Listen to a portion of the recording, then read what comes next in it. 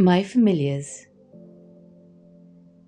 I have always had a cat or two, ever since I was a child.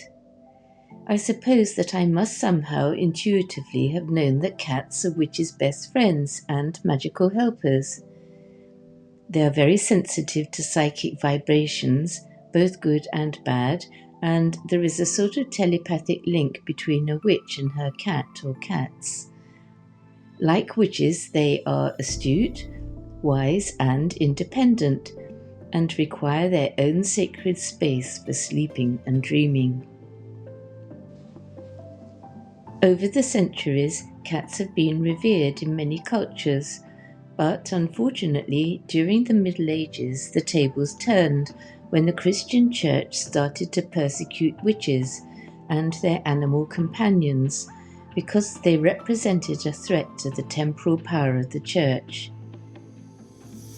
The Church felt threatened by the gentle healing powers that were traditionally employed by wise women for healing the sick, and it embarked on a widespread propaganda campaign to pronounce their magic as evil. As a result, cats became linked with the devil, and many were killed during the Black Death pandemic. It is believed that many more people would have survived the plague if there had been enough cats around to control the vermin at the time. After having had a succession of beautiful cats who chose to live with me at various stages of my life, I had a very special cat called Leo when I lived in Norway. He was unusual because, rather like a dog, he used to accompany me on my long walks in the forest to gather herbs and other wild plants. He would trot along behind me, and every now and then he would race past me and leap up a tree. One day, when we were sitting in a grassy clearing deep in the forest, we were surprised by the arrival of a large dog and its owner. Leo leapt up and chased the dog all round the clearing. Its owner couldn't believe his eyes because he had never seen a cat chase a dog like that before. Leo obviously thought that it was his job to protect me, something that he did extraordinarily well.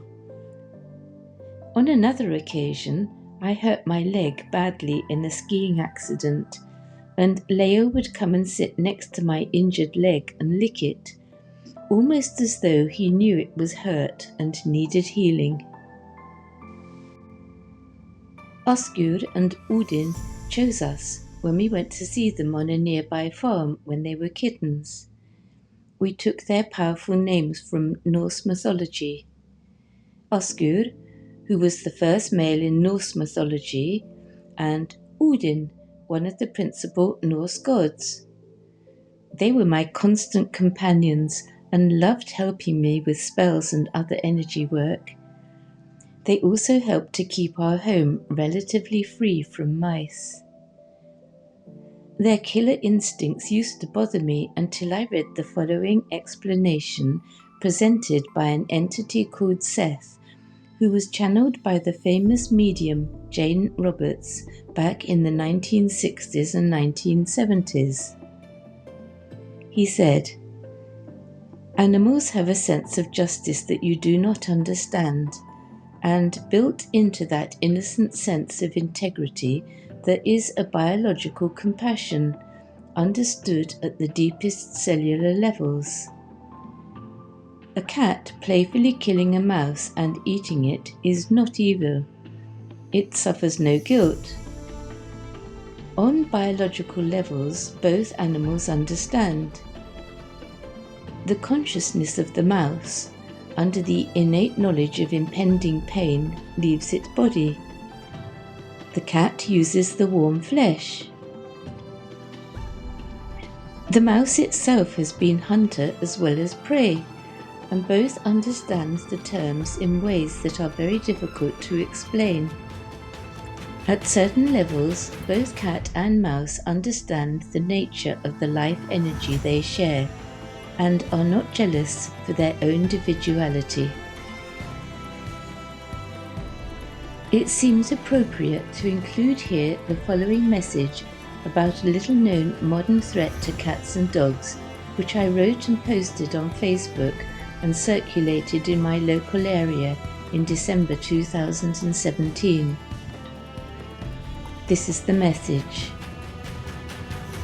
Warning: antifreeze is killing our pets. One of my cats, Oscar, has just spent Christmas fighting for his life in the animal hospital with suspected poisoning and renal failure. Although he is still not out of the woods yet, the prognosis is looking much better, and we are hoping that he will make a full recovery. The vet told us that it is very difficult to know the cause of his symptoms, but apparently they are seeing a high increase in the number of cases of antifreeze poisoning in cats and dogs, because people are using antifreeze in the cold weather to prevent their water features and ponds etc. from freezing up. Antifreeze, even in tiny doses, is lethal to cats and dogs, and apparently its sweet taste is actually attracted to them and overrides their natural ability to reject poisonous food. So please, please, please be very careful with how you use antifreeze, particularly outdoors. I suspect that, like me, most people would previously have had no idea about how dangerous antifreeze is to their pets. Fortunately, Oscar recovered, and this is the message that he sent to all his well-wishers once he was out of the woods. He said,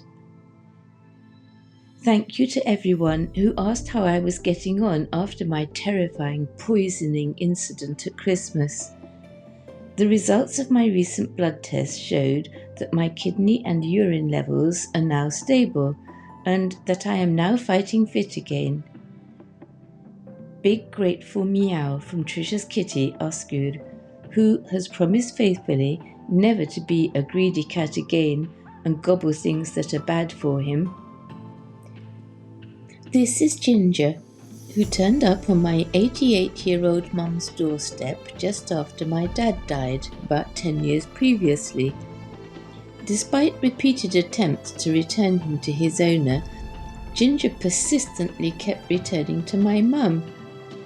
He was absolutely determined to stay with her, and in the end the owner said that my mum should keep him. They became completely devoted to each other, and my mum was convinced that my dad had sent him to keep her company after he passed away. Another example of feline sensitivity occurred when my son Alex's dad was admitted to a hospice just prior to his death. As he was dying, the hospice cat came and sat on his bed to keep him company. The hospice staff told me that the cat somehow knew when patients were going to die, because he always turned up to keep them company just before they passed away. On the subject of death, we lost our dear Udin at the age of 15 on Valentine's Day after he suffered a thromboembolism, not uncommon in older cats. Although I knew that he had gone to the happy hunting grounds in the sky, I was more upset about his death than that of any human I have known, which says something about the strong bonds which can exist between humans and animals. Poor Oscar was initially very confused, but like us, he slowly rallied as the weeks passed. Sadly, we lost him as well, just 18 months later. We buried Udin and subsequently Oscar among the snowdrops in our little wood, laying them on a bed of moss and ivy and accompanied by their favourite toys. We then covered their graves with a pile of logs to prevent predators from digging up the graves. When the time is right, we will burn the wood and give them a Viking-style send-off. Rest in peace, Udin and Oscar. You will be in our hearts forever. Merlin, Maya, and Flimre.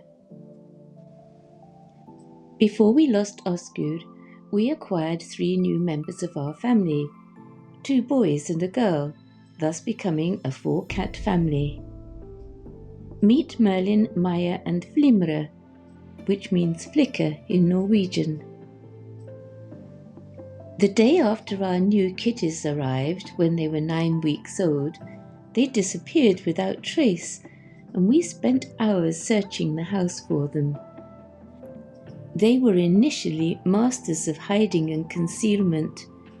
We eventually found them camped out inside the bottom of the piano. Here they are at 4 months old. Merlin obviously wanted to join me on my 1,000-mile walking challenge in 2023 because he went to a lot of trouble to fight off the competition, Maya and Flimre, for the possession of the coveted badge. Osgur was initially not very impressed with the new arrivals, but we introduced them to each other gradually, and over the course of several months they became good friends. He slowly initiated them into their new life, showing them his patrol routes and the best places to catch mice, and hopefully teaching them about the perils of the road which passes by the front of our house. I think he relished his role as top cat, and they seemed to respect him. Like humans, our cats all have their own individual personalities and characters. Oscar was always a skitty kitty, and he was always getting into scrapes, while Udin had a much deeper personality. Merlin is definitely the leader of his sibling pack and quite gung-ho. He tends to leap before he has properly assessed the consequences of what he is doing. Maya is very girly and coquettish and quite the little flirt, while Flimre is very shy and reserved, although he is never afraid to get involved in the general rough and tumble. I could not imagine life without our cats. They keep us constantly amused with their antics and give us back so much in terms of love and affection. And finally, here is something for you to ponder on. None of my cats have ever been interested in catnip, but they are all crazy about the smell of valerian root, which is a great remedy for mild depression, anxiety, and insomnia. When I was investigating valerian in more depth, I was very interested to discover that rats also love it. It has even been postulated that the Pied Piper of Hamelin used valerian to rid the town of its rat infestation.